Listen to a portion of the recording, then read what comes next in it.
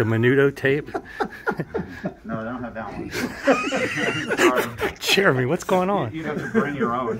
Hey, you want to turn the lights up? Do you need more light? Let me do this You got here. ugly fluorescent house lights. Okay, we'll do this. I mean, otherwise you can't see shit. Well, yeah, maybe a little more. Okay. If we can. No, this is my #1 piece to lust after having. Unfortunately. It's a 3-box. Yeah, it's beautiful. It really is. That's carbon fiber here? Yep. Very nice. Same here. Yeah. Yeah, that too. Hey, tell me when you're ready. Okay, let me see. You ready, Jose?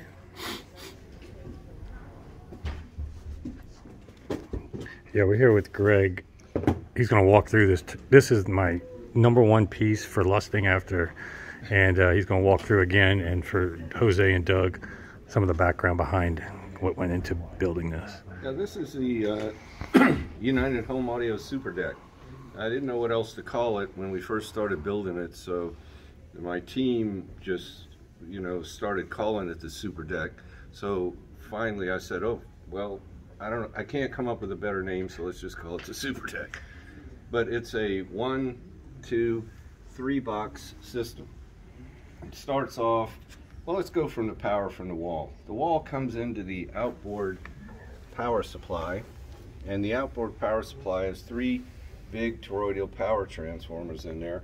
One runs the tape transport with the motors and everything. The other 2 run the right channel and the left channel. So you have complete separation of church and state. You have a full dual mono system, but then you have the motors and everything else run right off of a different transformer. What I do is I take power from the wall and I convert it to DC, because these 2 motors and the capstan motor are all DC motors. So what it boils down to is there's no AC whatsoever in here to aggravate the tape head. But beyond that, there isn't even a voltage regulator or a power supply whatsoever in here. It's all done outboard. So there's no aggravation on the tape head. In addition to that, this deck, not being a big studio deck with big, AC motors, there's no flux magnetic behind the reels or the tape. In addition to that, the outboard head amp, which amplifies the signal off the tape head, it also runs on pure DC power.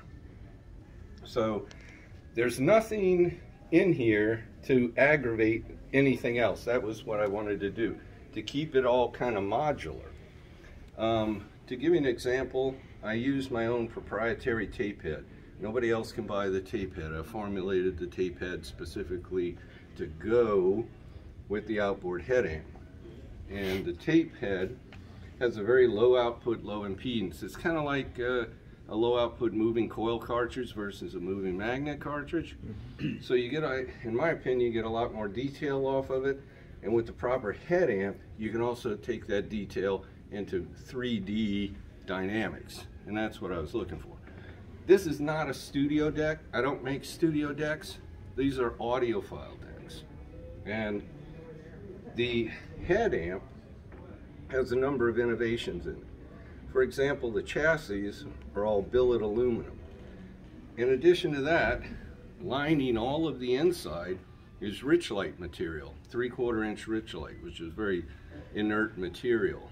And all of the boards and also the power transformers and the banks of DC analog and AC to DC converters, they're all sitting on Richlite bolted to that.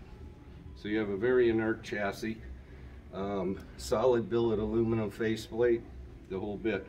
The pieces and parts inside are all super audiophile quality. For example, one of my guys on the team had an idea of a capacitor. He worked for Northrop Grumman for many years, and he was on the capacitor team, and he was an audiophile. So he had an idea about making capacitors, and he said, who's going to build them, because they're a little bit complex. It required a special copper film and a special DuPont dielectric to work with that particular copper film. But in addition to that, we wanted gold leads, not cheapo leads. And we also wanted to we did not want to spray tin on the end caps. We wanted to spray molten copper. And a lot of people said, oh, I don't think we want to spray molten copper. I couldn't get anybody to build it. So then I realized, wait a second, Wilson Audio bought rail caps. And I think the guys at Wilson Audio may have a little bit different perspective on things than a general capacitor maker.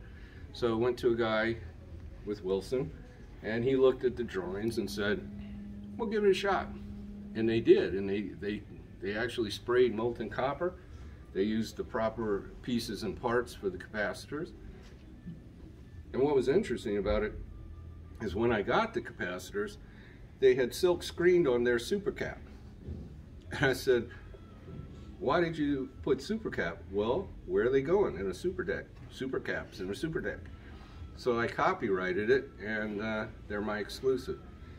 In addition to that, for example, the boards. Everybody out there typically uses FR4 boards, which are fiberglass, dielectric. Well, I didn't want that. So we designed our own boards.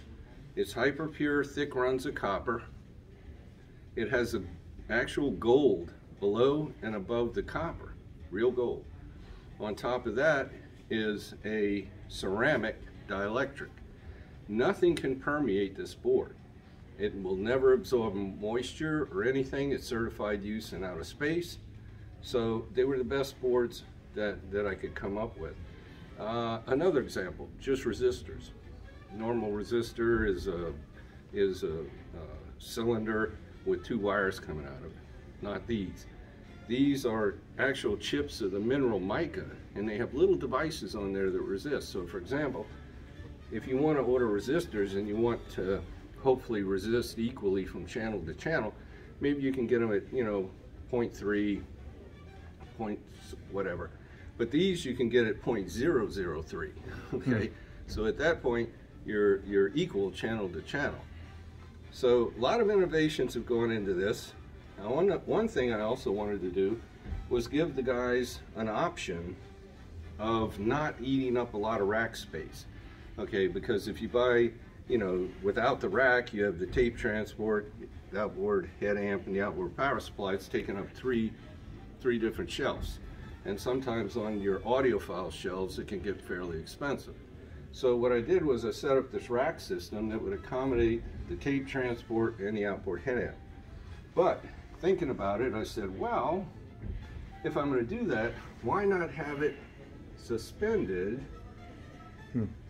against any kinds of acoustic airborne vibrations or mechanical vibrations or whatever the case is. So I took that one step further and I said, well, if I'm going to isolate this, why don't we isolate that too? So I actually had wells machined into the top of the rack and the bottom of the head amp that fit hi-fi stay gyro tension swing footers. Wow, that's crazy. That's crazy. Mouthful there. Yeah. But I made we did a calibration of how they enacted, how acoustic airborne vibrations impacted the tape head amp. And we found a position for them that was the best. So that's where we machined the wells. So they click right in to where awesome. I want them to be. That's killer. You don't even have to figure it out when you get home. They click in. Same thing with the outboard power supply. Badass, yeah. So everything is completely isolated. I have to tell you also, there is an XLR on the back of the tape transport that goes to the head amp, okay, to take the signal. My God, it was a 6-month challenge to find out what cable is going to go between the two that is going to be best for everything. Well, lo and behold, we found a cable that worked.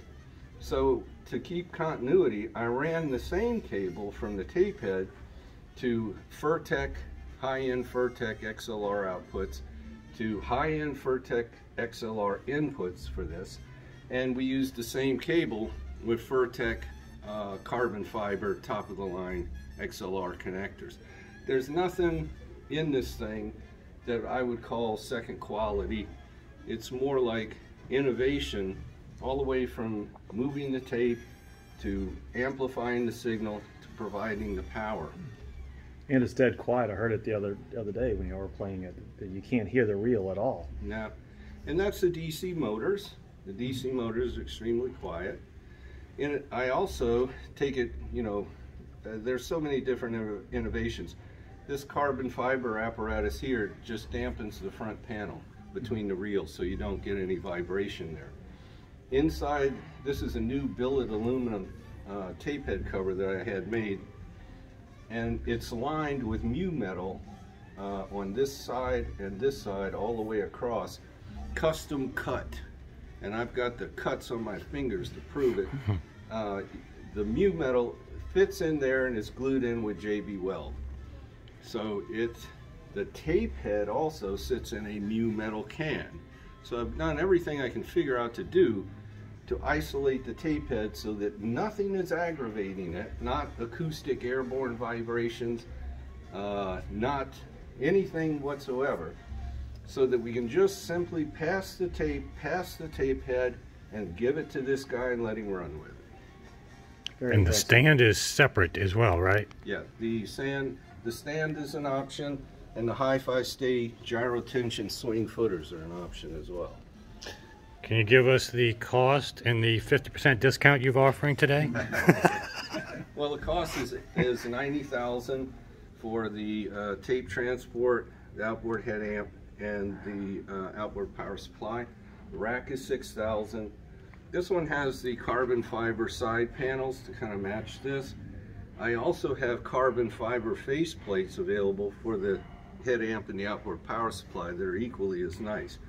And this was done by these people do carbon fiber for, you know, racing and car enthusiasts and whatnot. The take-up reel is made by United Home Audio. It's a thick billet take-up reel. Packs tape really nice. Kind of completes the look of the deck. All of the decks come with this for free. So that's a general overview. Can we hear it? I don't see why not. Okay, It's starting. can we do the... Everybody else in the room is like, yeah, let's there's go. One other thing, Yeah, one other thing I must add to this, and it's extremely important. I use the MBL system. I have an MBL reference system with the 101 speakers and 9008 amps and 6010 preamp like this. And I use the MBL system to voice this, because every time I make a change I can hear it, and it's extremely important. Let me tell you, I mean, trying to hear the difference between a capacitor, a freaking resistor, I mean, and the placement of said apparatus can be a daunting task. But when we have something that we think we want to listen to, we put it in the MBL reference system, my team comes in, and we have a consensus. And every time we make a change, boom, boom, boom, boom, boom, you can hear it. So many, many thanks to MBL for making a system that's not only extremely clear, but offers the three-dimensionality that you need to set something like this up. Because one of the things that tape can do is it can make a giant sound stage, but not only that, it can fill that sound stage with incredible dynamics, and that's what you want. And the MBL system wants to do that. It wants to give you a big sound stage, and it wants to give you dynamics, and you can play it as loud as you want. My God, sometimes we really flog it to determine, are we there, are we close, whatever the case is.